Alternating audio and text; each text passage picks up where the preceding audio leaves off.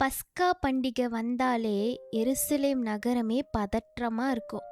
ஆனா அந்த வருஷம் பஸ்கா காலையில எங்க அரண்மனைக்குள்ள இருந்த பதற்றம் எனக்கு இன்னும் ஞாபகம் இருக்கு. என் பேரு மிரியம். நான் ஒரு யூத பெண்.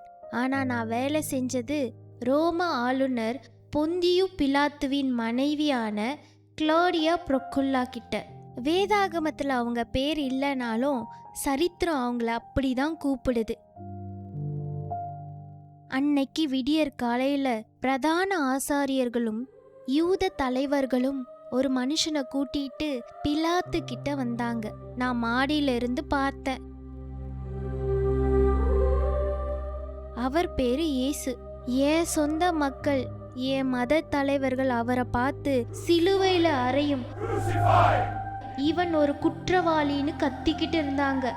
எனக்கு உள்ளுக்குள்ள ஒரே நடுக்கம். ஏன்னா அவர் குற்றவாளி இல்லைன்னு எனக்கு தெரியும். ஆனா ஒரு சாதாரண வேலைக்காரினா என்ன செய்ய முடியும்? அப்பதான் என் எஜமாட்டியின் அறையிலிருந்து அந்த அலறல் சத்தம் கேட்டுச்சு. நான் ஓடி போய் பார்த்தேன். என் எஜமாட்டி, அந்த ரோமத்து பெண்மணி, படுக்கையிலிருந்து நடுங்கி போய் எழுந்திருந்தாங்க. அவங்க முகம் வெளுத்து போயிருந்துச்சு. அவங்க கண்டது சாதாரண கெட்ட கனவு இல்லை. மத்தேயு சுவிசேஷத்தை நீங்க ஆழமா வாசிச்சா ஒரு விஷயம் புரியும். கடவுள் ரொம்ப முக்கியமான கட்டங்கள்ல கனவுகள் மூலமா பேசுவார். யோசேப்புக்கு கனவுல பேசினார், சாஸ்திரிகளுக்கு கனவுல பேசினார்.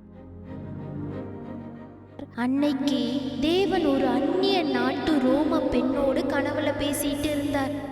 அவங்க கண்ணில் இருந்து கண்ணீர் மல்க என்கிட்ட சொன்னாங்க, மிரியம், நான் இன்னைக்கு கனவுல ஒருத்தரை பார்த்தேன். அவர் சாதாரண மனுஷர் இல்லை, அவர் ஒரு நீதிமான், ரைச்சஸ் மேன். அவராலே நான் கனவுல ரொம்ப பாடுபட்டேன். இதை நினச்சி பாருங்க, ஒரு யூத பெண்ணா எனக்கு அது எவ்வளவு பெரிய அதிர்ச்சின்னு. எங்க யூத மத தலைவர்கள் இயேசுவ தேவ தூஷணன்னு சொல்லி சிலுவையில அறையணும்னு துடிச்சுக்கிட்டு இருந்தாங்க. ஆனா வேதமே தெரியாத ஒரு புறஜாதி பெண் இயேசுவ நீதிமான்னு சரியா அடையாளம் கண்டுபிடிச்சாங்க. This man is righteous, I see it now. He is innocent, we must not condemn him. இருள்ல இருக்கவங்க வெளிச்சத்தை பார்த்தாங்க. ஆனா வெளிச்சத்தை வச்சிருந்த என் மக்கள் குருடர்களா இருந்தாங்க. என் எஜமாட்டி சும்மா இருந்துடல. அவங்களுக்கு தெரியும் தன்னோட கணவர் பிலாத்து இப்ப நியாய சனத்துல உட்கார்ந்து தீர்ப்பு எழுத போறாருன்னு. ஒரு ரோம விசாரணை நடக்கும்போது குறுக்க போய் யாரும் பேச முடியாது. அதுவும் ஒரு பெண் தலையிடுவது ரொம்ப ஆபத்தானது. ஆனா அவங்க பயப்படல. உடனே ஒரு சேவகனை கூப்பிட்டு பிலாத்து கிட்ட ஒரு செய்தியை அனுப்புனாங்க. நான் அந்த சேவகன் பின்னாடியே போய் எட்டி பார்த்தேன். பிலாத்து கிட்ட அந்த செய்தி சொல்லப்பட்டது. அந்த நீதிமானிடத்தில் நீர் ஒன்றும் செய்ய வேண்டாம். அவர் பொருத்தமாய் இன்று சொப்பனத்தில் நான் அநேக பாடுபட்டேன் அப்படின்னு எழுதி கொடுத்திருந்தாங்க. ஒரு பெண்ணோட தைரியத்தை பாருங்க. ஒட்டுமொத்த எருசலேமோ அவனை சிலுவையில் அறையொன்னு சத்தம் போட்டுட்டு இருந்தப்போ தன்னந்தனியா ஒரு ரோம பெண்ணா அவர் நீதிமான், அவரை விட்டுடுங்க அப்படின்னு அந்த பெரிய கூட்டத்துக்கு எதிராக குரல் கொடுத்தாங்க. என் எஜமாட்டியோட அந்த செய்தி பிலாத்துவ உலுக்கிடுச்சு. அவனுக்குள்ள ஒரு பயம் வந்தாலும் ஜனங்களோட சத்தத்துக்கு அவன் பயப்பட்டான். பிலாத்து என்ன செஞ்சான் தெரியுமா? Prepare the vessel. The symbolic act begins. It shall be done, Prefect. ஒரு பாத்திரத்துல தண்ணீர் கொண்டு வர சொல்லி கூட்டத்துக்கு முன்னாடி தான் கைய கழுவுனான். இந்த நீதிமானுடைய இரத்த பழிக்கு நான் குற்றமற்றவன்கிற சடங்க செஞ்சான்.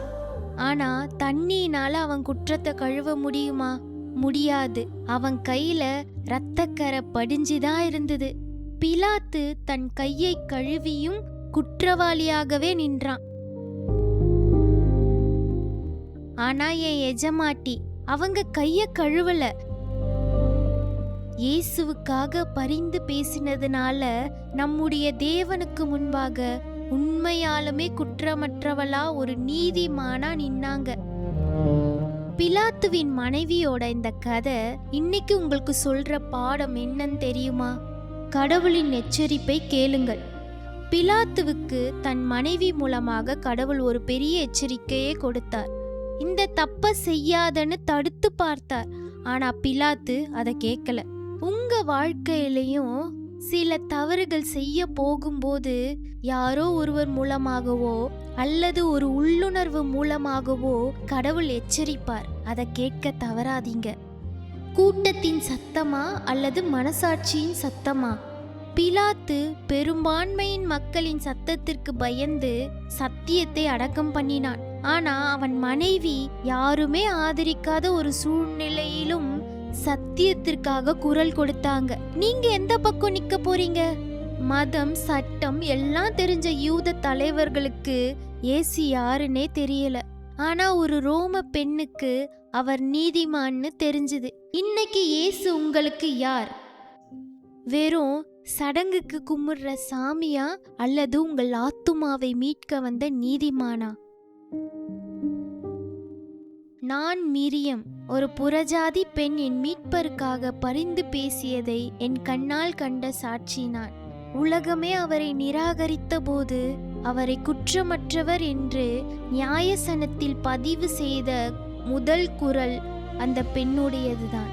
அவர்தான் என் எஜமாட்டி கிளாடியா ப்ரொக்குல்லா.